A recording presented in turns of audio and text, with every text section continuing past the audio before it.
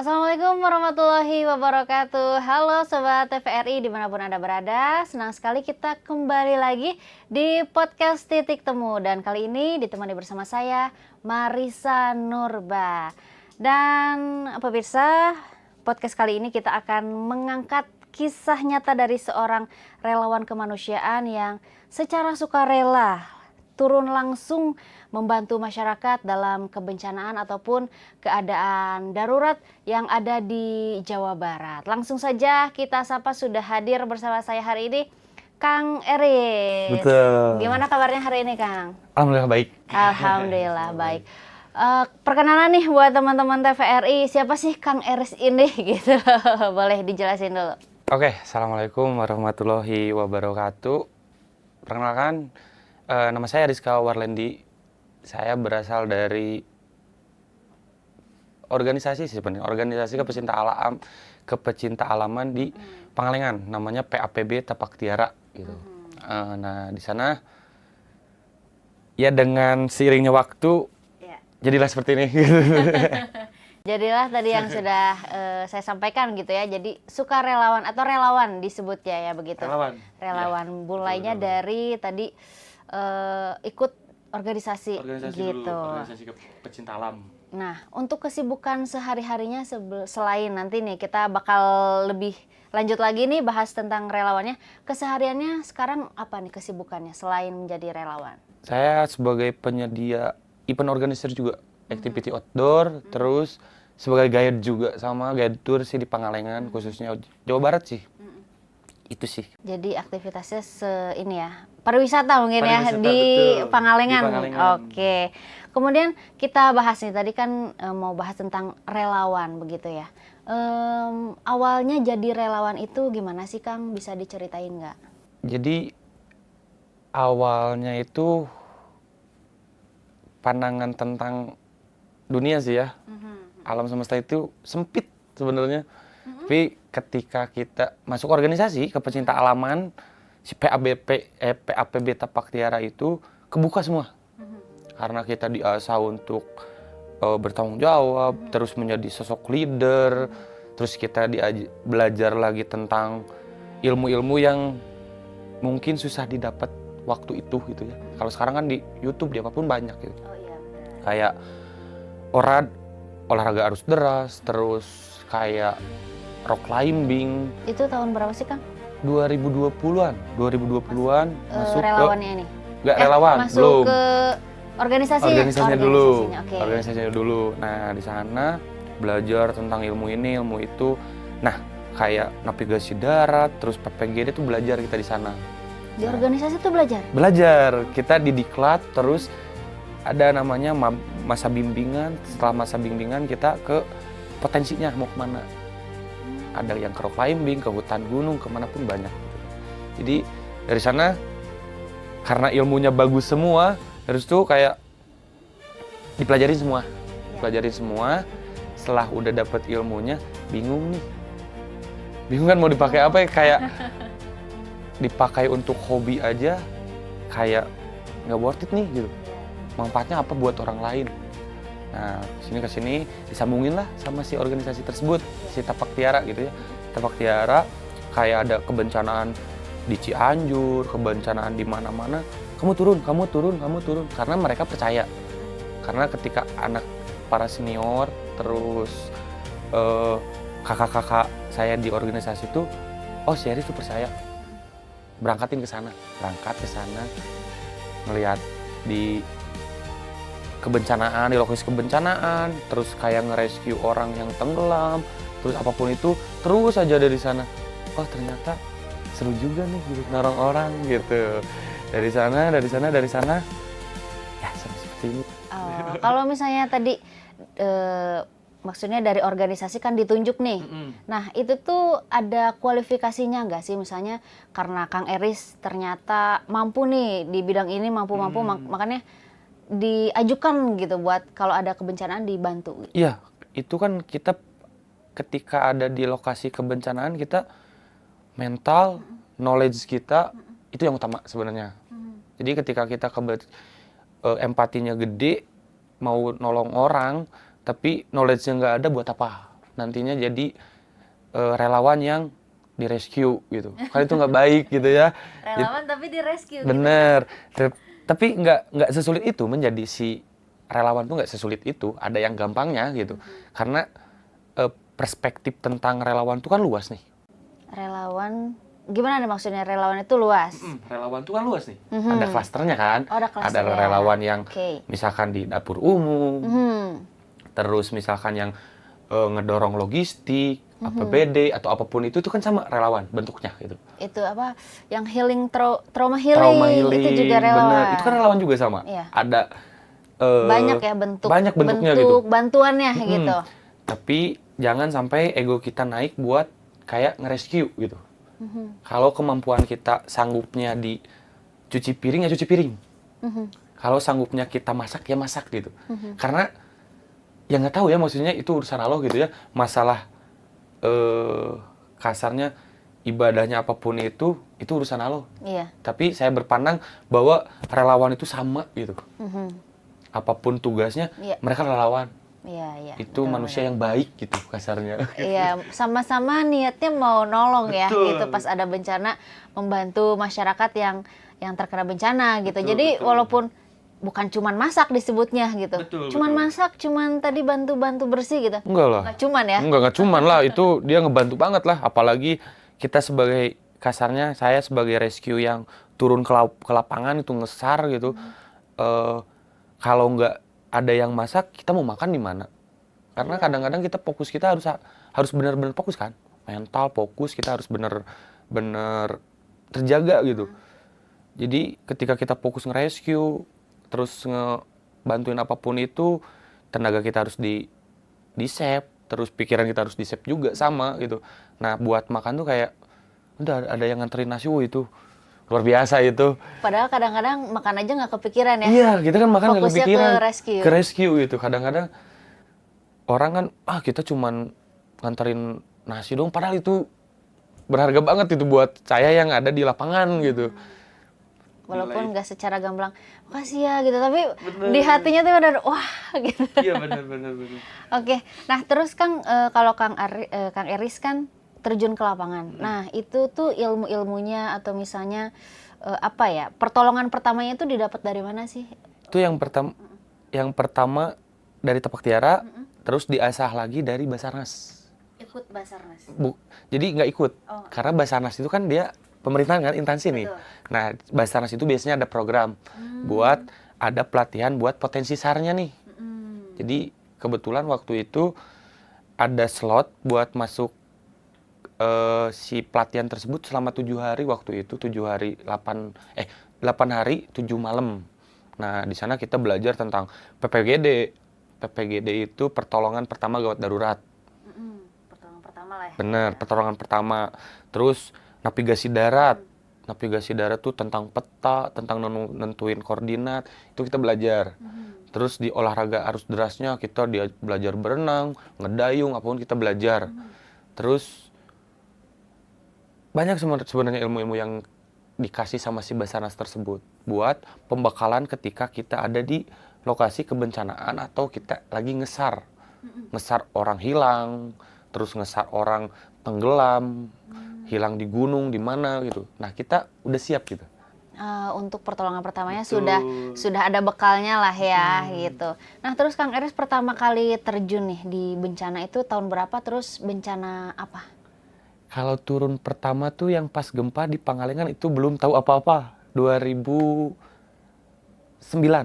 2000 masih SMA itu SMA itu SMA. Gak tahu apa ya? Nggak tahu apa-apa, tapi nyoba bantu kayak nyari P3K, nyari apa kan, karena kadang di lokasi kebencanaan tuh orang tuh memikirkan diri sendiri. Itu hal wajar dan saya pun pasti kayak gitu. Kalau ada kebencanaan, kita amanin dulu diri. Setelah kita aman diri, kita bisa nolong orang lain. Kayak gitu. Nah, yang pertama banget tuh turun udah jadi relawan di Cianjur.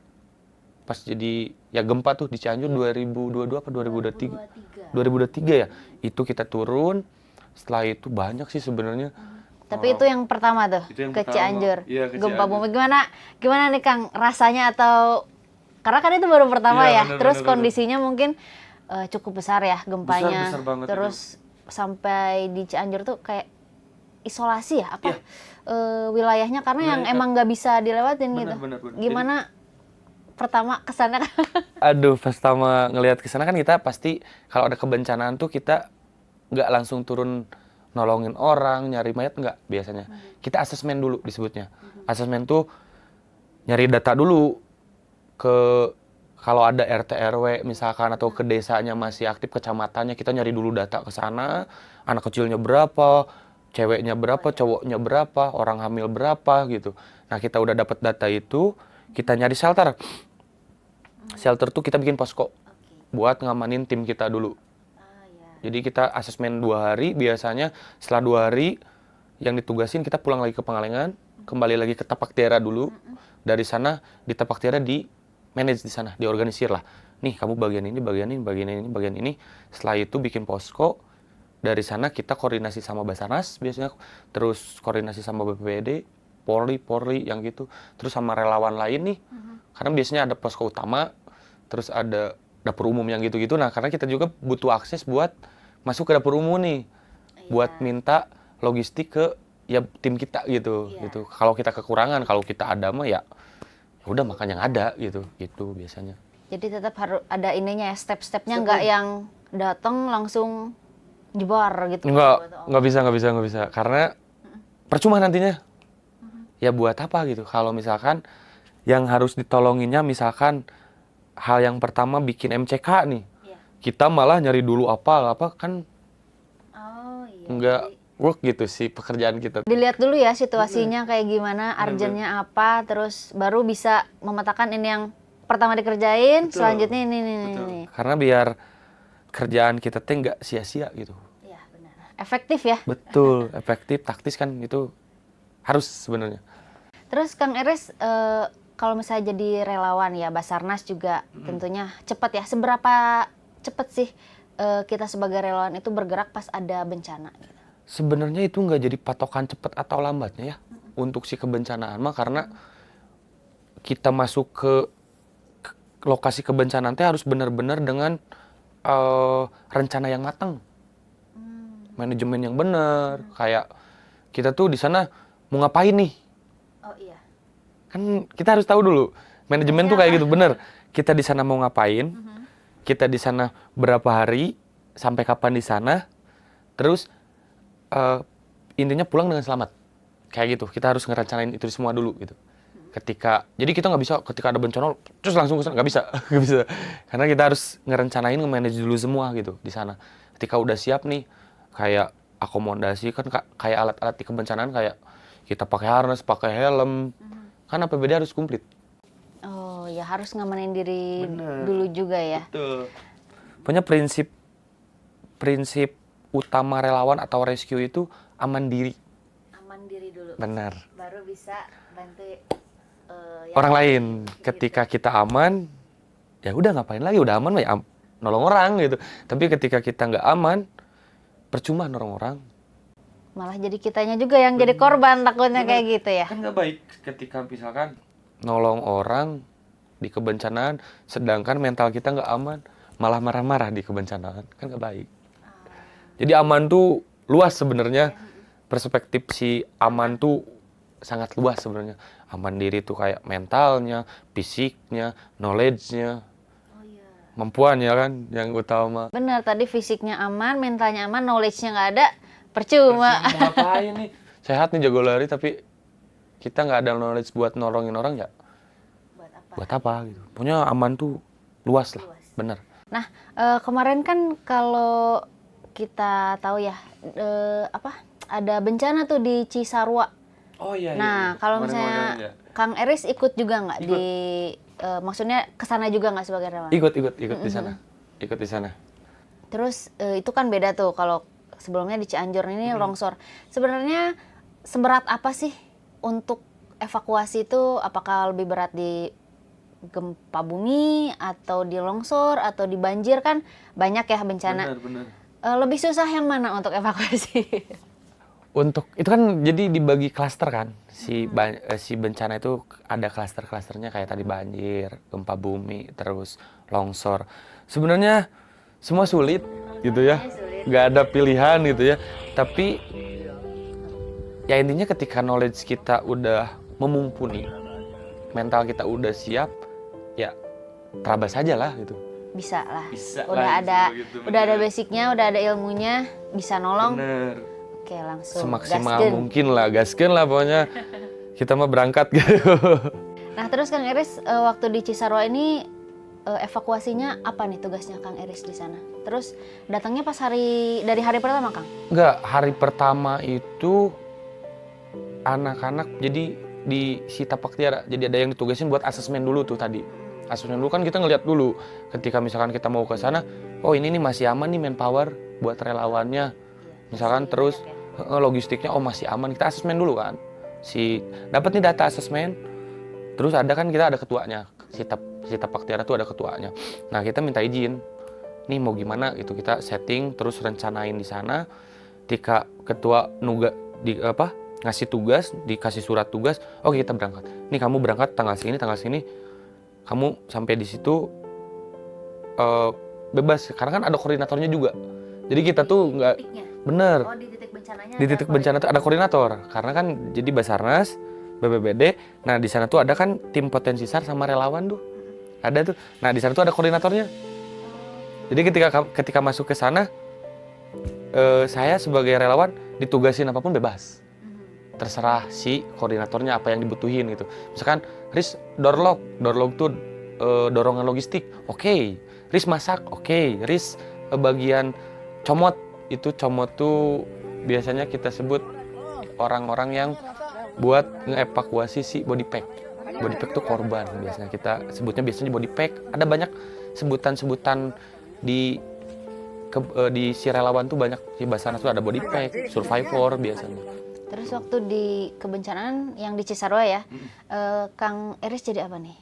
Kemarin tuh jadi doorlog, oke. Kemarin berapa hari Kang Eris ininya bertugas? 6 hari kemarin, dari hari ke-10 sampai ke hari ke-16. Karena kemarin tuh 14 hari kan, biasanya pencarian tuh 14 hari. Kemarin ada tambahan tuh biasanya 7 hari. Ada extend lah kemarin. Cuman kemarin sampai 6 hari, sampai hari ke-16 tuh di sana. Hari ke-10 sampai hari ke-16. Nah, tugasnya beda-beda? Beda-beda, tiap hari tuh beda-beda gimana kebutuhan si grup. Karena di grup-grup kan, jadi kayak lokasi bencana nih, kayak longsor, dibagi-bagi kan, A1, A2, A3, A4, B1, B2 gitu. Nah, ketika misalkan Eris kebagian dengan grup A2 nih kemarin, di A2 tuh misalkan kurangnya di tim comot buat ngambil evakuasi body pack, Eris jadi sana gitu. Disediain kayak asmat tuh yang jas hujan buat COVID tuh. Apa beda lah? Ya ada seragamnya lah ya, maksudnya ada pakaian khusus. Apa beda buat khusus dikasih itu, yang ngambilin body pack. Hari selanjutnya sama body pack juga, karena ketika hari makin panjang, hari makin lama, biasanya manpower berkurang. Iya, karena setiap hari dari hari pertama ya, jadi fisiknya juga, apalagi kan nggak berhenti tuh. Iya, benar, jadi fisiknya juga lama-lama ya butuh istirahat juga. Benar. Terus kalau di lokasi bencana terbatas ya, untuk kan tempat istirahatnya nggak seenak kalau di rumah gitu. Kita yang penting ada matras buat ke gunung, tidur gitu. Jadi ya betul, manpowernya berkurang. Jadi ya relawan-relawan juga kayaknya pasti pada jadi A+ gitu, A+. Cuman di hari 10-11 biasanya udah berkurang banyak gitu. Dari organisasi ini biasanya ditarik lah sama digantian lah kayak gitu. Nah, terus di Cisarua kemarin tantangannya apa nih yang dirasain Kang selama ya kurang lebih 6 hari itu gitu? 6 hari itu tantangannya kemarin di cuaca sebenarnya. Cuaca yang utama tuh cuaca, karena hujan terus kemarin. Pas di Cisarua ada hujan, ada panas sih sebenarnya. Itu karena ketika hujan tuh kan kita tuh ada di lokasi inti si titik longsor. Nah, kalau hujan tuh horor itu, dari atas air gede itu. Langsung turun. Kan karena udah kayak longsor tuh ngebentuk lagi kayak sungai gitu kan, sungai-sungai kecil. Nah itu tantangan terbesar tuh itu kemarin. Cuacanya hujan. Cuaca terus eskavator masih aman sih kemarin, banyak banget eskavator. Di hari 12 ke sana tuh manpower berkurang. Di sana tuh cobaan tantangannya dapur umum pada balik kanan. Nah itu tuh. Oh iya, karena ya udah cukup lama ya, ke hari 14 juga. Biasanya kan memang 14 hari gitu. Terus ini extend kemarin. Jadi ya sudah mulai sedikit-sedikit mundur gitu ya. Betul. Dapur umum udah berkurang, logistik buat relawan berkurang kemarin kayak gitu kan. Nah, kalau misalnya waktu kejadian bencana, itu koordinasi dari BPBD, terus juga TNI Polri sama relawan itu seperti apa sih koordinasinya? Biar semuanya ini ya bergerak gitu dan evakuasinya juga cepet kan? Pasti kalau misalnya ada bencana, biar cepet nih evakuasinya gitu. Itu yang diharapin. Koordinasinya sebenarnya gimana? Jadi koordinasi ya instansi lah ya, ke instansi pemerintahan tuh kita kan awal ke kebencanaan tuh kita daftar. Jadi ketika kita kalau saya dari organisasi si Tapak Tiara tersebut. Nah, jadi dikasih surat tugas kan. Nah, dikasih surat tugas, kita tunjukin nanti biasanya di pos Basarnas atau BPPD biasanya. Basarnas sih biasanya ada pos kita buat daftar. Biasanya ngisi GPOM atau apapun itu, kita isi nomor telepon, terus manpower yang kita bawa berapa orang. Nah, itu kan di data nih. Ada datanya. Nah, biasanya setelah dapat data itu kita briefing dulu.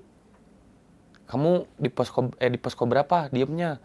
Ininya manpowernya berapa, mau berapa hari di sini? Kan dicatat kan semua di sana pas daftar tuh. Nah, ketika di sana surat tugasnya mana? Kasih surat tugas. Oh, oke. Kamu ke sana amanin diri. Basarnas pun pasti gitu bilangnya. Amanin diri dulu. Siapa?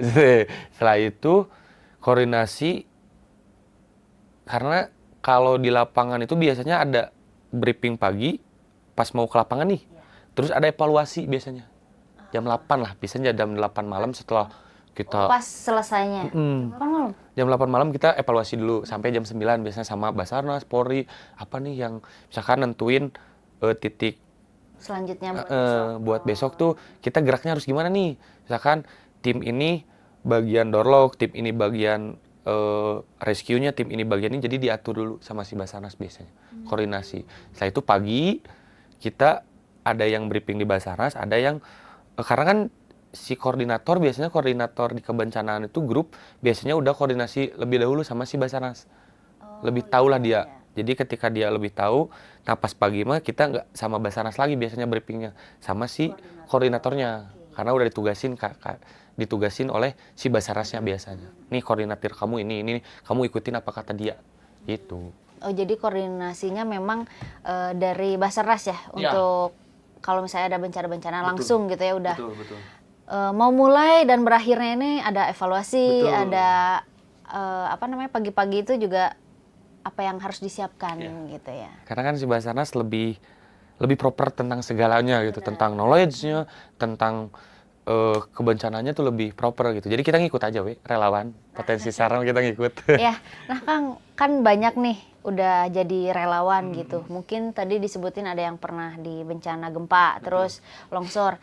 Gimana sih ngejaga mental sebagai relawan gitu kan, karena ngelihat kondisi mungkin yang ya melihat body pack mungkin ya gitu, terus melihat juga korban-korban yang ada di pengungsian. Gimana jaga mentalnya gitu? Sebenarnya sebelum ngejaga mental kita jaga fisik dulu. Jaga fisik dulu. Makan harus aman. Kita harus ya vitamin lah apapun itu kita harus benar-benar jaga. Itu yang pertama. Yang kedua, kalau mental mah karena terbiasa mungkin ya. Karena terbiasa dari dulu menghadapi kebencanaan, menghadapi body pack korban udah terbiasa gitu. Terus yang paling nguatin mah ya doa ibu sih. Semama gitu ya, karena iya doa ibu. Yang kedua, memposisikan diri sebagai korban atau keluarganya. Itu yang bikin saya kuat mental. Karena ketika, gimana ya kalau misalkan keluarga saya yang hilang. Nah ya, kayak gitu. Kan ada aja gitu ya, perasaan apalagi ngeliat langsung nih di lokasi gitu. Terus, gimana ya kalau kita jadi keluarga si korban. Kan kadang misalkan, taruh yang kemarin lah, yang di Cisarua. Keluarganya hilang, terus kan ada nih yang keluarganya yang masih tersisa, menunggu kabar kan. meskipun si keluarganya udah tahu nih bahwa ya pasti meninggal gitu, udah nggak ada gitu. Tapi seenggaknya ketika ketemu si jasadnya, ya seenggaknya lebih plong gitu. Karena kan ketika di kebencanaan kayak kemarin aja di Cisarua main kan, karena kita harus sosialisasi juga kan sama si warga, buat kita makan, maksudnya buat kita menitipkan diri lah di sana gitu sama warga yang masih ada gitu. Maksudnya kita ngobrol, duh Kang Eris, nah keluarga saya belum ketemu gini, aduh itu sakit gitu ya.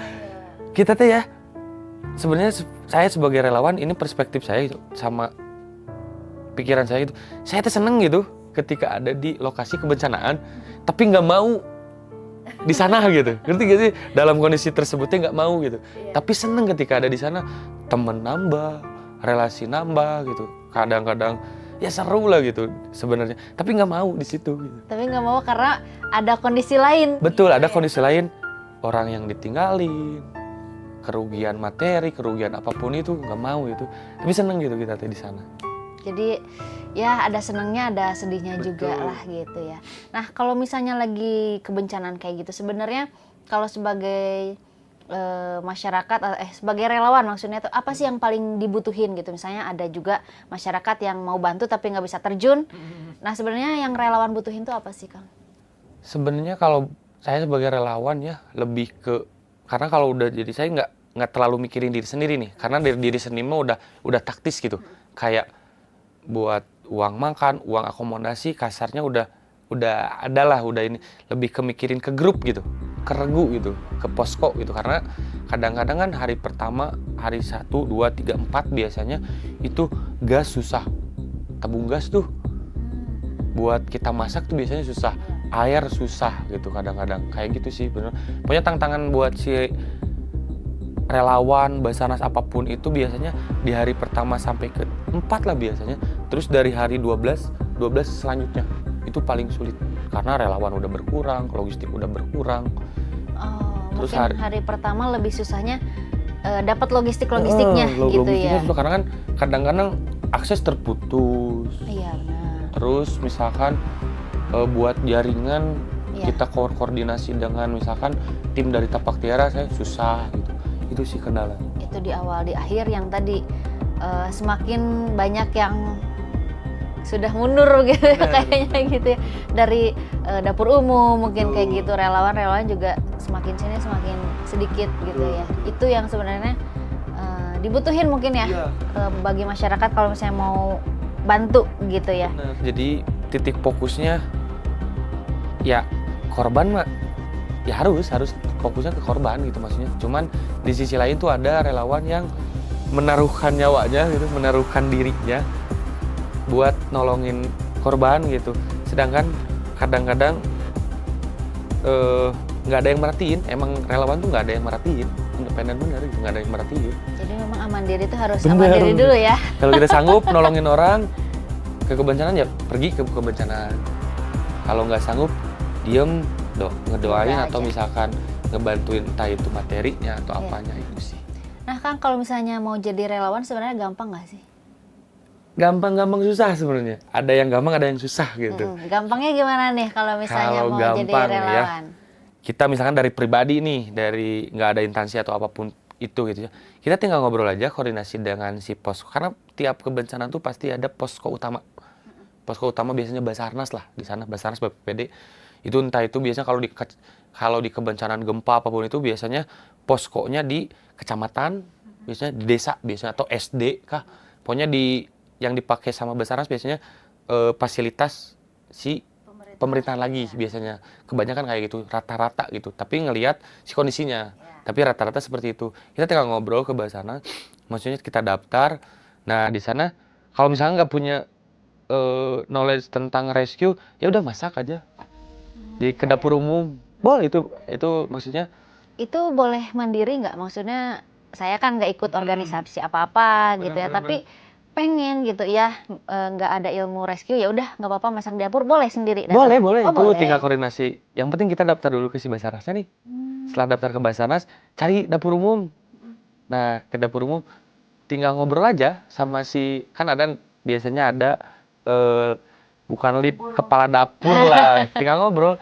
Pas saya mau jadi relawan, tapi saya nggak bisa nih kalau ke lapangan. Kalau misalkan bantu cuci di sini, terus bantu masak di sini boleh nggak? Pasti Bagi dipersilakan. makanan gitu Betul. ya. Betul. Ya. Pasti Bisa dipersilakan. aja. Bisa aja itu. Oh, gitu. Itu Jadi, dibutuhin sih sebenarnya. nah yang susahnya itu kalau rescue gitu. Betul. Kalau rescue itu benar-benar ada standarnya lah.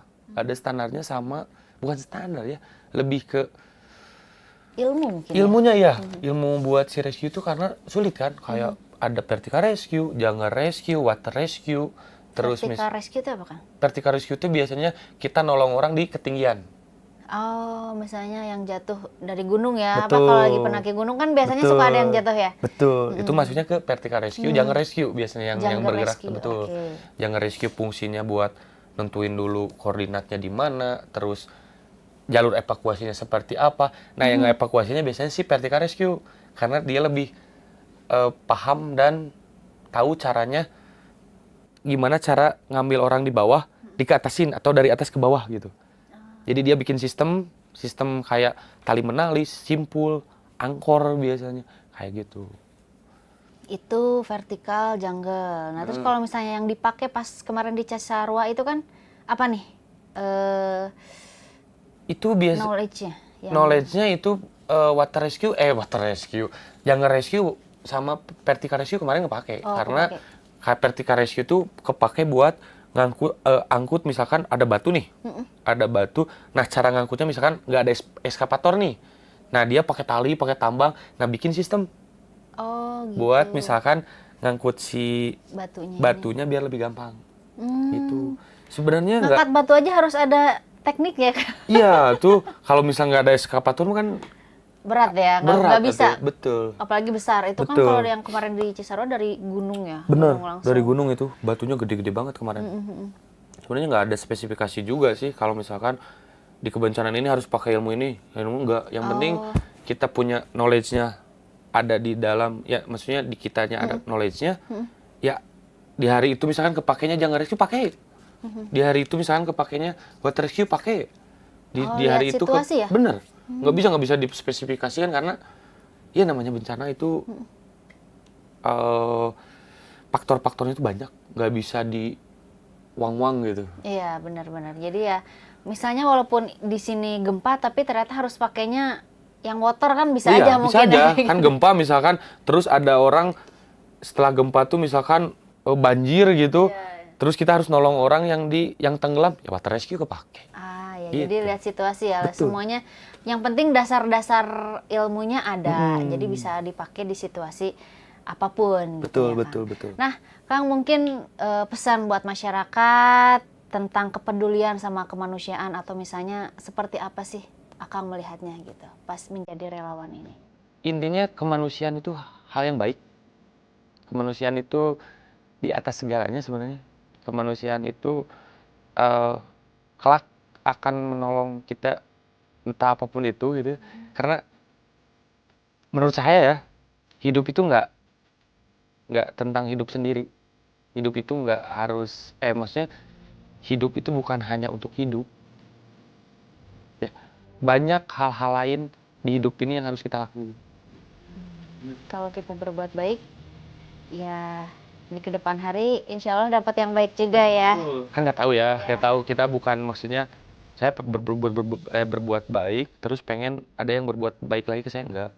Itu mah urusan yang di atas gitu mah. Pokoknya intinya tugas saya sebagai manusia yang pertama ibadah itu kan banyak nih. Yang kedua Caranya juga banyak. betul, caranya banyak. Yang kedua berbuat baik terhadap alam semesta dan seisinya, udah selesai. Berbuat baik pokoknya di hidup gitu ya. Bener. Dan semoga bisa bermanfaat ya. Maksudnya berbuat baik tuh pasti ngasih manfaat buat Betul. yang lain gitu. Entah itu alam ataupun sesama manusia. Betul. Luar biasa perbincangan kita hari ini Kang Eris. Tentang relawan, terus cerita-ceritanya Kang Eris sebagai relawan. Mudah-mudahan ini nih pemirsa yang di rumah yang mau jadi relawan ternyata gampang-gampang sulit. Nah, gampangnya tadi nggak harus punya sesuatu dulu gitu ya. Kalau misalnya mau sebagai relawan, bisa bantu-bantu di dapur atau misalnya menghibur di tempat pengungsian begitu ya. Bahkan tukang pijit gitu kan ada kan di Oh, ada? kemarin yang ada yang mijit kan. Serius kemarin ada yang di posko apa gitu ya. Kan badan udah nggak enak nih. Tiba-tiba pas di grup chat siapa tahu ada yang mau pijit ke posko ini. Kita berangkat ke sana dipijit sama si emang tukang pijit gitu asli. Pegel-pegel ya, karena kan Pegel-pegel. udah evakuasi gitu, Betul, apalagi betul, yang betul. memang tugasnya di rescue gitu Betul, kan betul. pakai tenaga ya. Iya. Nah, jadi bantuan untuk relawan itu sebetulnya bisa apa aja. Banyak banget. Tergantung kapasitas kitanya ya gitu. Jadi harus sadar kapasitasnya kita di mana bisa jadi relawan. Ya mungkin Kang Eris mau salam-salam gitu buat teman-temannya yang relawan terus memberi semangat gitu ya. Oke. Boleh disampaikan Kang. Oke, buat teman-teman, saudara-saudara saya, buat relawan, salam tangguh, salam kemanusiaan, salam lestari juga buat pecinta alam sejauh barat khususnya se-Indonesia. Intinya kemanusiaan adalah hal baik, kalian luar biasa. Oke, salam lestari ini. Salam lestari, Salam lestari. salam tangguh, Salam salam tangguh, kemanusiaan. salam kemanusiaan. Salam lestari, Salam tangguh. salam kemanusiaan. Oh gitu ya. Iya. Ininya apa? Kalau yel-yel ya? Iya, iya. Terus ada Apignam Jagat Samagram. Itu semoga alam semesta ini diselamatkan selalu. Oke, amin. Bencana-bencana jangan sering terjadi ya. Betul, amin, Walaupun amin. memang pasti ada aja. Pasti ada Cuman aja. ya kita sebagai manusia bisa sih meminimalisir begitu ya, menjaga lingkungan ya Kang ya. Untuk kedepannya. Sadar lingkungan aja. Oke. Baik pemirsa, demikian podcast Titik Temu kali ini. Saya Marisa Nurba undur diri. Sampai jumpa.